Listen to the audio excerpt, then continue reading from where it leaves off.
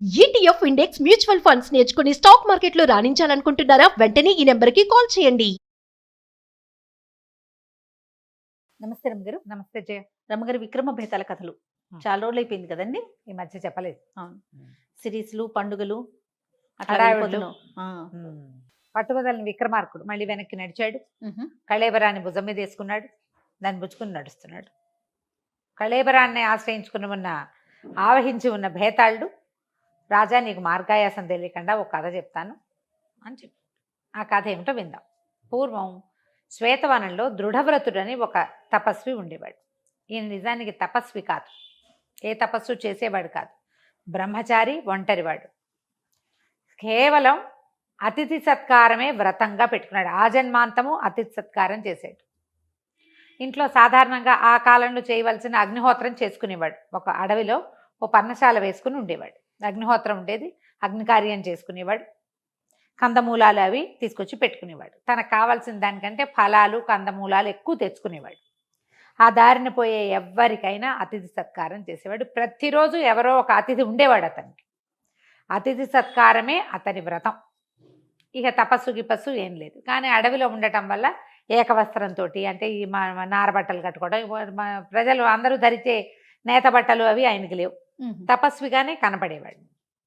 అట్లా ఎన్నేళ్ళో చేశాడట దృఢవ్రతుడు. అయితే ఒకనాటి రాత్రి కొంచెం వర్షాకాలము, పెద్దగా పళ్ళు గిళ్ళు ఏమీ లేవు. ఎవరో తలుపు కొట్టారు. ఒక ఆజానుబాహు ఋషి స్వరూపుడుగా కనపడుతున్న ఒక ఆయన నిలబడ్డున్నాడు వాకిట్లో. వానగా కూడా ఉంది. తలుపు తీశాడు. తీసి, అయ్యా నమస్కారం, దయచేయండి, అది పూట నా ఆతిథ్యం స్వీకరించి ఇక్కడ నిద్రించి రేపు ఉదయం వెళ్దురు కానీ వానగా కూడా ఉంది అన్నాడు. అనేసరికి ఆ వచ్చిన ఆయన అన్నాడు, నన్ను లోపలికి రమ్మంటే నేను ఒక్కడిని రాను, నా వెనకాల 7 వస్తారన్నాడు. పర్వాలేదు రండి అన్నాడు. ఆయన ఒక్కడిని పిలవలా, 7 వెనకాల 7, మొత్తం 8 మంది, అందరూ ఋషులల్లే ఉన్నారు. లోపలికి వచ్చారు. ఇతను ఏం చేశాడు, గబాలన, అయ్యో 7 రమ్మన్నా కానీ అంత తిండి లేదు మన దగ్గర, 2 పళ్ళు 2 దుంపలు ఉంటాయి, వీళ్ళందరికీ ఏం పెట్టేవి మనం అని ఆలోచించి, పోనీ ఇప్పుడు బయటికి వెళ్దామంటే రాత్రి అయిపోయింది, వర్షం పడుతోంది, ఏం పళ్ళు ఏ దుంపలు దొరుకుతాయి, వాన, అర్ధరాత్రి, లేట్ నైట్. సరే ఈయన ఏం చేశాడు, ఈయన ముందు గది ఒకటి ఉంది, పెద్ద వసారా లాంటిది, లోపల అగ్నికార్యం చేసేది ఒక ఇది ఉంది. అగ్నిహోత్రం దగ్గరికి వెళ్ళాడు. వెళ్ళేసరికల్లా ఈయన ఒక 2 పళ్ళు 2 దుంపలు గోడల దగ్గర పెట్టేవాడు. ఆ 2 దుంపలు 2 పళ్ళ స్థానంలో ఇన్నిన్ని కందమూలాలు, ఇన్నిన్ని ఫలాలు కనపడ్డాయి. ఆశ్చర్యపోయాడు. వీళ్ళ మహత్యం కాబోలు, 2 ఉండాలి, ఇన్నొచ్చినాయి అని చెప్పి సరే సంతోషించి, నా వ్రతం చెడట్లేదని మరి ఆ పళ్ళన్నీ పట్టుకెళ్ళి వాళ్ళ 8 మందిని కూర్చోబెట్టాడు. సరే ఒళ్ళు తుడుచుకోవడానికి ఏదో చిన్న వస్త్రం లాంటిది ఇచ్చాడు. అందరూ వానబడింది, మొహము తలలు తుడుచుకున్నారు. ఈ పళ్ళు అందరికీ పెట్టి, నేను దుంపలు కాల్చుకొస్తానండి అని వెనకాల పెద్ద కుంపటి ఉంటే దుంపలన్నీ చక్కగా కాల్చి పక్వం చేసి పట్టుకెళ్ళాడు. అన్ని ఆకుల్లో పెట్టి అందరికీ దుంపలు కూడా వడ్డించాడు. దుంపలు కూడా హాయిగా తిన్నారు. ఏదో ఆ మాట ఏమంటే, నువ్వేం చేస్తుంటావు ఏమిటంటే, అతిథి సత్కారమే నా వ్రతం స్వామి, ఇక్కడే ఉంటాను, వేరే తపస్విని కాను, నేను అగ్నికార్యం మాత్రమే చేసుకుంటానని తన గురించి ఏవో చెప్పాడు. వాళ్ళు ఏమిటేంటో మాట్లాడుకుంటున్నారు, వింటున్నాడు. సరే కొంచెం రాత్రి మళ్ళీంది, తెల్లవారుజాముకి లేచి బయలుదేరిపోయేసరికల్లా, అదేమిటి విశ్రాంతి తీసుకుని వెళ్ళండి అంటే, మాకు విశ్రాంతి అంతా తిప్పటలోనే ఉంటుంది, మా విశ్రాంతి తిరగటమే మా విశ్రాంతి, పడుకోవటం మా విశ్రాంతి కాదు, అసలు మేము పడుకోము, మా పడుకునే కాలం ఇది కాదు అని చెప్పి లేచి వెళ్ళిపోయారు.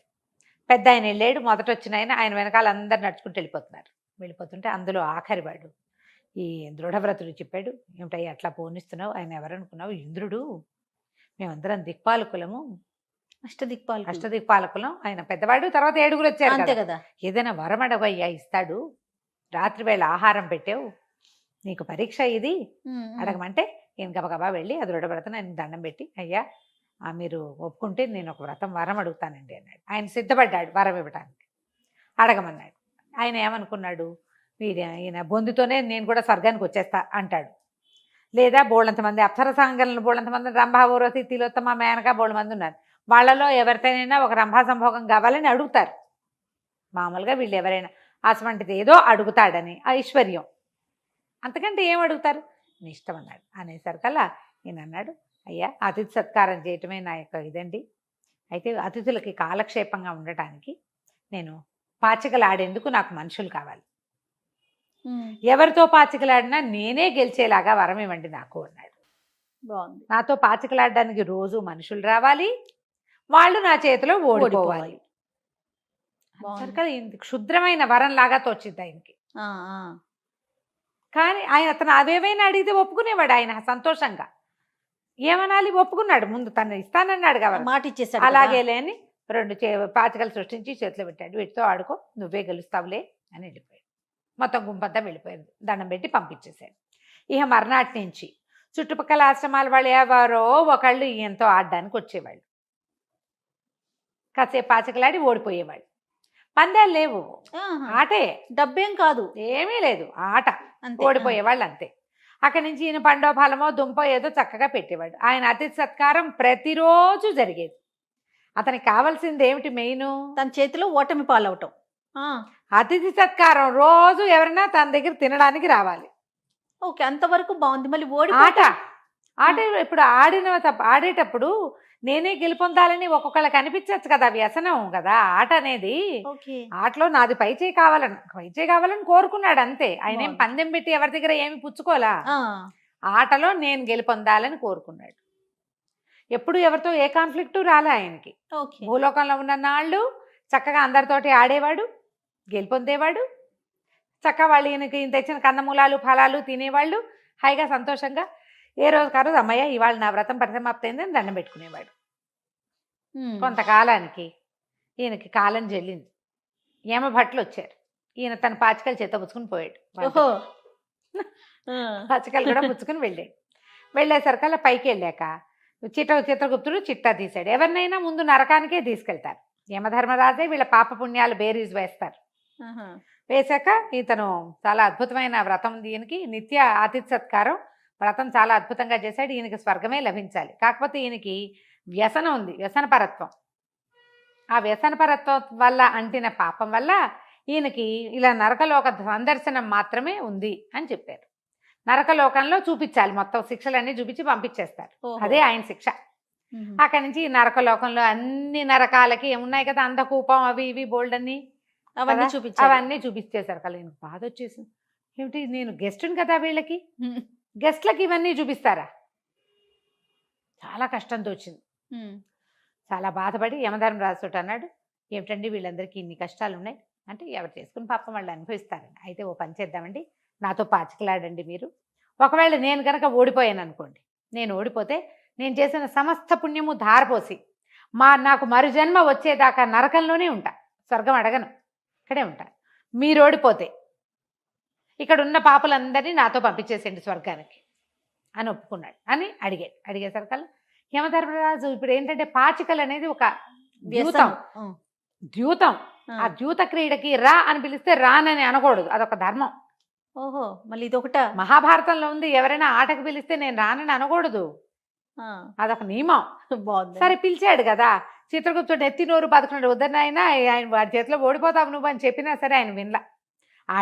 ఆడేసరికల్లా దృఢవ్రతుడు గెలిచాడు. యమధర్మరాజు ఓడిపోయాడు. పందానికి కట్టుబడి, అప్పటిదాకా పందెం వాళ్ళ దృఢవ్రతుడు ఎప్పుడు ఫస్ట్ టైం పందానికి కట్టుబడి యమధర్మరాజు ఏం చేశాడు, నరకంలో ఉన్న జనం అందరినీ పంపించేసి తీసుకుపోయాడు. స్వర్గ ద్వారాలు తెరుచుకున్నాయి. ఈయన లోపలికి వెళ్తుంటే ఆ వెనకాల వాళ్ళని స్వర్గ వాకిట్లో ఉన్న కావలివాడు రానివల. స్వర్గలో ఒక కాపలాదారు ఒప్పుకోకపోతే అన్నాడు, నేను యమధర్మరాజు దగ్గర పందెం వేసి తీసుకొచ్చుకున్నాను, నాతో పాటు నా అనుచరులు కూడా రావాల్సిందే, వీళ్ళంతా నా అనుచరులు అంటే ఆయన అన్నాడు, అట్లా కాదండి మీకు ఒక్కరికే స్వర్గద్వార ప్రవేశము, దేవదూత చెప్పాడు మీకు ఒక్కరికే స్వర్గద్వార ప్రవేశం అంటే.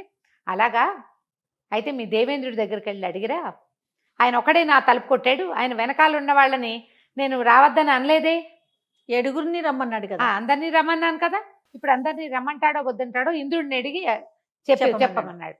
దేవదూత పరిగెత్తుకుంటూ పోయాడు దేవేంద్రుడి దగ్గరికి. మీరు ఎవరింటికో వెళ్ళారట, అక్కడేమో మీరు ఒక్కళ్ళే తలుపు కొట్టి మీ వెనకాల వచ్చిన జనాలందరికీ ఆయన ఆశ్రయం ఇచ్చాట. ఇప్పుడు ఆయన వచ్చి మనవాకిట్లో నుంచున్నాడు, నరకంలో ఉన్న పాపులందరినీ పుచ్చుకొచ్చాడు, వాళ్ళందరినీ ప్రవేశపెట్టమంటారా ఏం చేయమంటారు అని ఆలోచించి ప్రవేశపెట్టు అని చెప్పాడు. అప్పుడు దృఢవ్రతుడు ఎవరెవరిని తీసుకొచ్చాడో వాళ్ళందరికీ స్వర్గలోక వాసన లభించింది. ఆయన ఎన్నాళ్ళు ఉంటే వాళ్ళంతా కూడా అక్కడ అన్నాళ్ళు ఉన్నారు. ఈ కథ చెప్పాడు భేతాళి. దేవేంద్రుడు ఓడిపోయాడా అని అడిగాడు. ఓడిపోయినట్టే కదా, ఒప్పుకున్నాడు, ఓటమిని ఒప్పుకున్నాడు దేవేంద్రుడు. అవునా కాదా అంటే అప్పుడు రాజు నవ్వాడు. ఓటమిని ఒప్పుకోవటం కాదు, ఇప్పుడు ఇందులో దృఢవ్రతుడు గెలిచినట్టు దేవేంద్రుడు ఓడినట్టు కాదు. దృఢవ్రతుడు మహా అద్భుతమైన వ్రతం ఉన్నవాడు. అతను సంపాదించిన పుణ్యం చాలా ఎక్కువ. సాక్షాత్తు అష్టదిక్పాలకులు కూడా ఆహారాన్ని ఇవ్వగలిగినంత గట్టి వ్రతం ఉన్నవాడు. అతని పుణ్యబలం గెలిచింది. అతని పుణ్యం వల్ల, అతని పుణ్యమే వాళ్ళందరికీ కూడా సరిపోతుందని రానిచ్చాడు. కానీ దేవేంద్రుడు ఓడిపోయి ఇది దృఢవ్రతుడు గెలిచినట్టు కాదు, ఇక్కడ ధర్మం అట్లా నడవదు అని చెప్పాడు మన విక్రమార్కుడు. చెప్పగానే భేతాళుడు ఒప్పుకున్నాడు. కరెక్ట్గా చెప్పావు, ధర్మాన్ని ఎవడు పట్టుకుంటే వాళ్ళందరికీ, వాడి తోకపుచ్చుకుని వాళ్ళందరికీ ఆ ధర్మమే వర్తిస్తుంది. ఇది పాయింటే. కానీ నువ్వు మౌనభంగం చేసావు కదా, నేను వెళ్ళొస్తానని శవంతో సహా వెనక్కి వెళ్ళిపోయాడు. మళ్ళీ పట్టువదలని విక్రమార్కుడు వెనక్కి నడవడం మొదలుపెట్టాడు. కథ కంచికి మనం ఇంటికి. బా భలే ఉంది రమ్మగారు, చాలా ఇంట్రెస్టింగ్ అనిపించింది. బాగుంది కదా. చాలా చాలా బాగుంది. నమస్తే. నమస్తే.